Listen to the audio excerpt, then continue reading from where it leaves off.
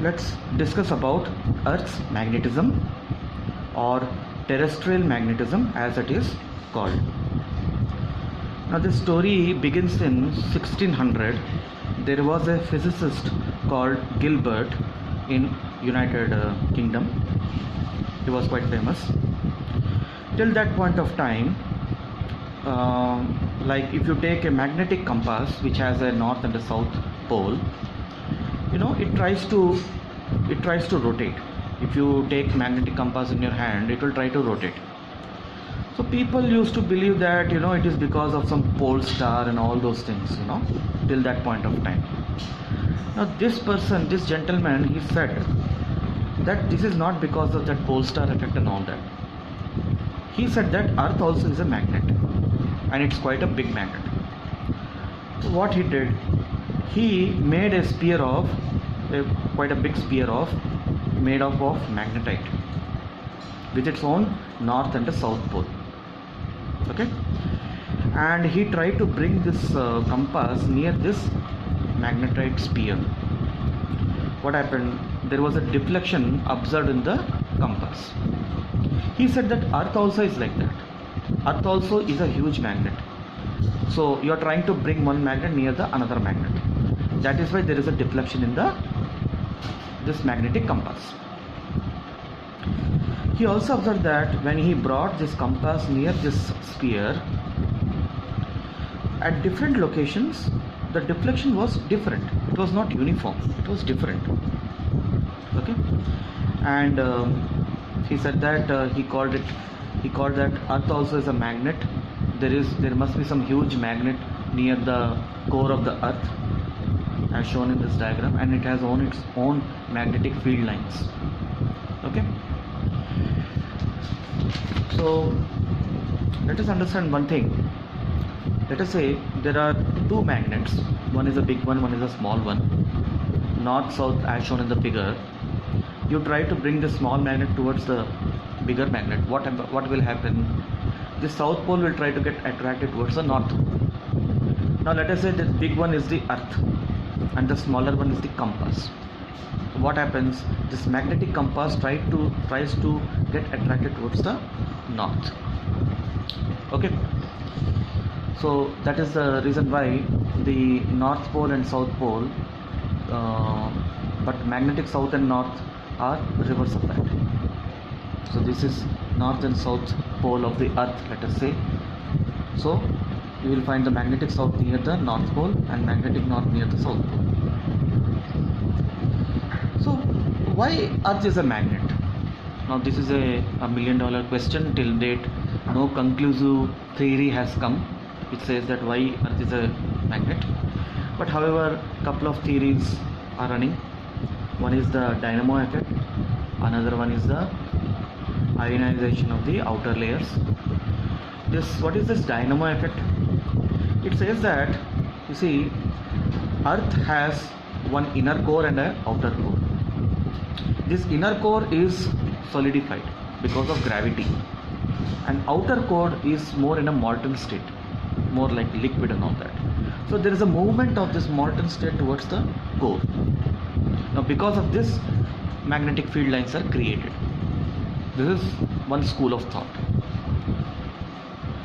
Now when you come to this second theory, it says that Earth is rotating around its axis. See, Earth is rotating around the Sun, but Earth also is rotating around its own axis. Okay. Now when it rotates, it creates strong current.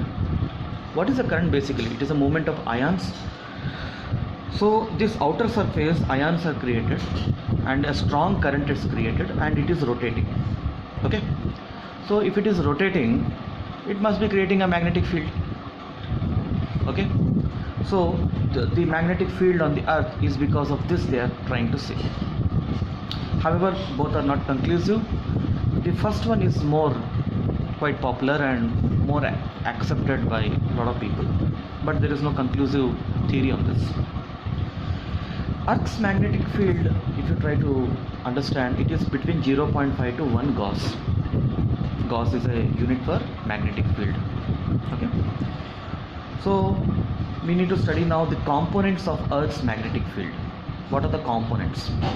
The first important component is magnetic declination. So for this we need to understand few terms. Now I have drawn the earth. It looks like a sphere or like an onion. You try to cut it vertically. Okay, there must be a vertical plane.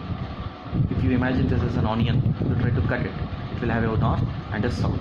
Now this north and this south is called geographic north and geographic south, and this plane is called geographic meridian. Okay. Now if you try to if you take a compass, okay, on any earth surface, the south will point towards the north and north will point towards the south, I told you, but it exactly doesn't match. Okay, there is some angle between them.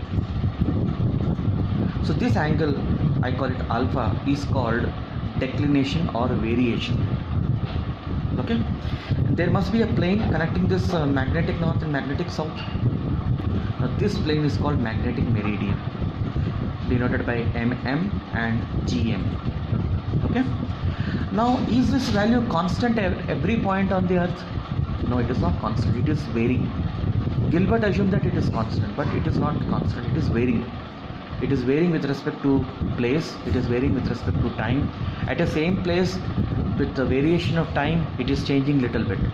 So this value is not a constant value. However, near the poles it is observed to be 11.5 degrees. Okay, so you can see this diagram. I have tried to explain. ABCD, you can call it as mm. It's a plane, and A dash, B dash, C dash, D dash is your GM, geographic meridian. You see here this resembles like a textbook. Now this angle BAB dash, it is called declination or variation, denoted by alpha in this diagram. Okay, and this is not a constant value. You move around this earth, different points you take, you will have different values of alpha. Now let us move on to the next component, which is called dip. Often there is a confusion among students, what is this dip? You go to the water, what you do? You take a dip into the water, like in the holy Ganges or somewhere, you take a dip into the water. Now dip meaning is, suppose this pen is my compass. I make an assumption that this compass should rotate in the horizontal plane, but actually it doesn't happen like that. It takes a tilt. You know. So this is my horizontal plane. This compass, if I try to put it on this horizontal plane, it should rotate in this plane only, but actually it doesn't happen like that. It tries to take a tilt with respect to this horizontal plane. The angle it makes is called delta. It is called dip at that particular point. Obviously the dip at all points is not equal.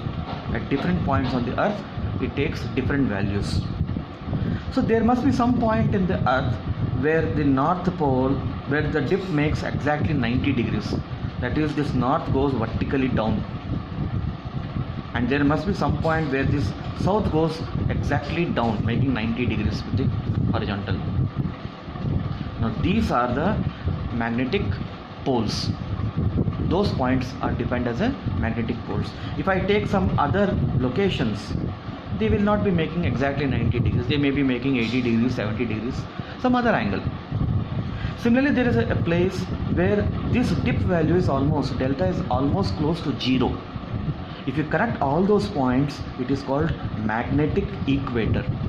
Now this magnetic equator is somewhere close to our geographic equator as well. Okay, so equator means the dip value is 0, poles means the dip value is 90 degrees.